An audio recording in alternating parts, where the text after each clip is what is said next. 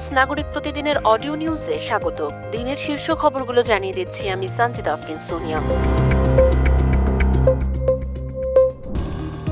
প্রধানমন্ত্রী তারেক রহমান বাংলাদেশকে একটি কল্যাণমূলক রাষ্ট্র হিসেবে গড়ে তোলার প্রতিশ্রুতি ব্যক্ত করেছেন। কিশোরগঞ্জের পাকুন্দিয়ায় পুরাতন ব্রহ্মপুত্র নদে মাছের পোনা অবমুক্তকরণ শেষে এক জনসমাবেশে তিনি বলেন, ফ্যামিলি কার্ড সহ জনকল্যাণমুখী নানা পদক্ষেপের মাধ্যমে মানুষের জীবনমান উন্নয়ন করা হচ্ছে।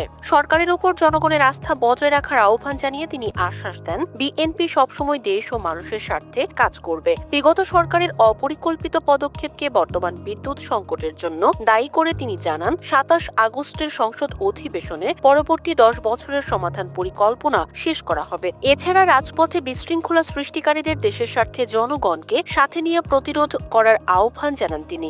রূপায়ণ lake castle, welcome to the land of piece.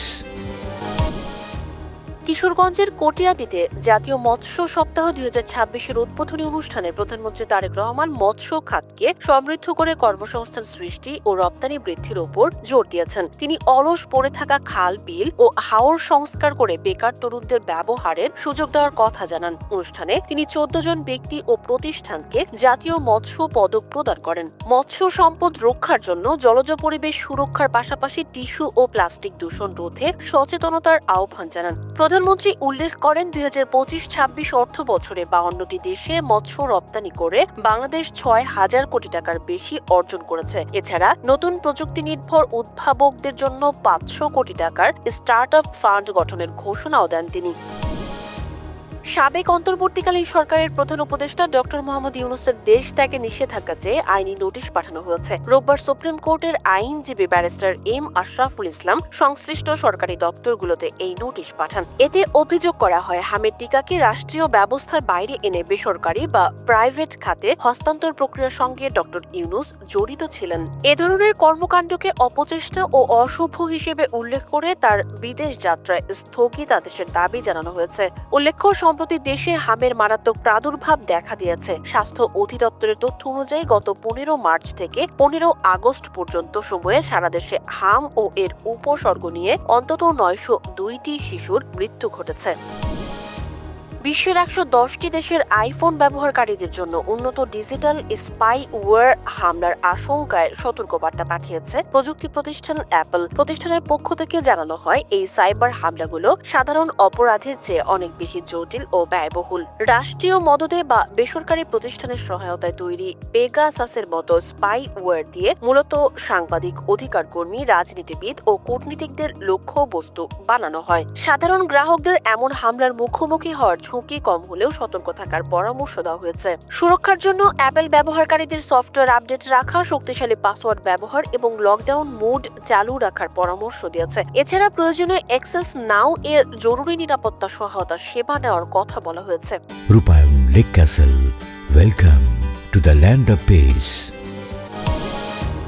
যুক্তরাষ্ট্র, ইসরায়েল ও ইরানের মধ্যকার যুদ্ধের ফলে মার্কিন সামরিক বাহিনী বড় ধরনের ক্ষতির মুখে পড়েছে। ওয়াশিংটন পোস্টের প্রতিবেদনে বলা হয়েছে, যুক্তরাষ্ট্র তাদের অত্যাধুনিক MQ-9 রিপার ড্রোনের প্রায় ২৫% হারিয়েছে, যার আর্থিক মূল্য $১.৩ বিলিয়ন বেশি। এক একটি ড্রোনের দাম $৩ থেকে $৫ কোটি। মূলত নিচু ও ধীরগতিতে ওড়ার কারণে এগুলো শত্রুর সহজে লক্ষ্যবস্তুতে পরিণত হচ্ছে। ড্রোনের পাশাপাশি যুক্তরাষ্ট্র বিপুল পরিমাণ টমাহক, প্যাট্রিয়ট ও থার্ড ক্ষেপণাস্ত্র ব্যবহার করায় তাদের অস্ত্রের মজুদ সংকটে পড়েছে। পরিস্থিতি সামাল দিতে পেন্টাগন কম খরচে ঝাঁকবদ্ধ ড্রোন ব্যবহারের পরিকল্পনা করছে এবং ব্যবহৃত অস্ত্রের মজুদ পূরণ ও পরিচালন ব্যয় মেটাতে মার্কিন সরকারের কাছে অতিরিক্ত $৬৭ বিলিয়ন বাজেট চেয়েছে। জিম্বাবুয়ের কাছে হার আর প্রস্তুতি ম্যাচের ব্যর্থতা কাটিয়ে ডারউইন টেস্টে অস্ট্রেলিয়াকে হারিয়ে ঐতিহাসিক জয় পেয়েছে বাংলাদেশ। অধিনায়ক নাজমুল হোসেন শান্তর নেতৃত্বে টেস্ট ক্রিকেটে বাংলাদেশ এক নীরব বিপ্লবের মধ্য দিয়ে যাচ্ছে। গত ৩.৫ বছরে ২৪টি টেস্টের ১২টিতে জয় পেয়েছে দলটি। এই পরিবর্তনের মূল চালিকা শক্তি হল পেস আক্রমণের গভীরতা ও ইতিবাচক দৃষ্টিভঙ্গি। স্পিন নির্ভরতা কমিয়ে তাসকিন হাসান, ইবাদত ও নাহিদ রানাদের ধারালো বোলিং বিদেশের মাটিতে ২০টি উইকেট নেওয়ার বিশ্বাস যোগাচ্ছে। পাশাপাশি মেহেদী হাসান মিরাজ ও লিটন দাসের মতো লোয়ার মিডল অর্ডার ব্যাটারদের কার্যকারী ভূমিকা দলকে শক্তিশালী করছে। মোমিনুল হকের শুরু করা এই পরিবর্তন শান্তর অধিনায়কত্বে নতুন আত্মবিশ্বাস ও আধুনিক মাত্রা পেয়েছে। নিষিদ্ধ তামাকজাত পান মশলার বিজ্ঞাপনে যুক্ত থাকার অভিযোগে বলিউড তারকা শাহরুখ খান, অজয় দেবগন ও টাইগার শ্রফকে আইনি নোটিশ পাঠিয়েছে মহারাষ্ট্রের খাদ্য ও ঔষধ প্রশাসন। এলাচের বিজ্ঞাপনের আড়ালে পরোক্ষভাবে ক্ষতিকর ও নিষিদ্ধ তামাকজাত পণ্যের প্রচার করে তরুণদের বিভ্রান্ত করার অভিযোগ উঠেছে তাদের বিরুদ্ধে। নোটিশে 3 তারকাকে অবিলম্বে এ ধরনের বিজ্ঞাপন বন্ধ করার নির্দেশ দেওয়া হয়েছে এবং নিজ নিজ সামাজিক যোগাযোগ মাধ্যম থেকে প্রচারণামূলক কন্টেন্ট সরিয়ে নিতে বলা হয়েছে। তারকাদের এই আইনি নোটিশের জবাব দিতে 15 দিনের সময় দেওয়া হয়েছে। নির্দিষ্ট সময়ে অসন্তোষজনক ব্যাখ্যা না দিলে ভোক্তা সুরক্ষা আইনের অধীনে তাদের বিরুদ্ধে বড় অঙ্কের জরিমানা ও আইনি পদক্ষেপ নেওয়া হতে পারে। এই ছিল আজকের শীর্ষ খবরগুলো। প্রতিদিনের অডিও নিউজ শুনুন আমাদের ওয়েবসাইট, ইউটিউব চ্যানেল ও ফেসবুক পেজে।